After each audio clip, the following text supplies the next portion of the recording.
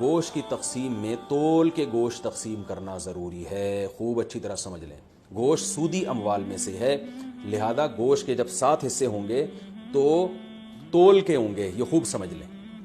لوگ کہتے ہیں ہم راضی ہیں، تو راضی ہونے کا مسئلہ نہیں ہے، یہ سودی اموال میں سے ہے. اب میں اس کی ڈیٹیل میں جاؤں گا تو یہ کلپ بہت زیادہ لمبا ہو جائے گا، تو اس لیے بس علماء کی بات پر اعتماد کر لیں.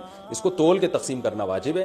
اگر تول کے تقسیم سے بچنا چاہیں تو 60 ڈھیریاں بنا کر 7 میں کلیجی ملا دیں، تو پھر تول کے تقسیم کرنا واجب نہیں رہے گا. اس کے دلائل کیا ہیں یہ کسی اور وقت انشاءاللہ بیان کروں گا. تو اور پھر بھی احتیاط اسی میں ہے کہ تولیں بھی اور کلیجی بھی ملا دیں 7 ڈھیریوں میں، تاکہ اگر تول میں گڑبڑ ہو گئی ہو تو کلیجی اس جو ادھر اگر تھوڑا سا گوشت زیادہ چلا گیا تو اس کے مقابلے میں ادھر کلیجی آ جائے تو سود سے بچت ہو جائے گی.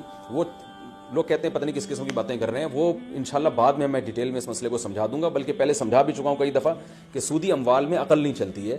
جب شریعت نے برابری کا حکم دیا تو بس برابری ہے. تو گوشت بھی سودی اموال میں سے ایک مال ہے. جیسے 10 روپے دے کے کوئی 11 روپے نہیں لے سکتا نا، تو اسی طرح گوشت میں بھی ایسا ہی ہے.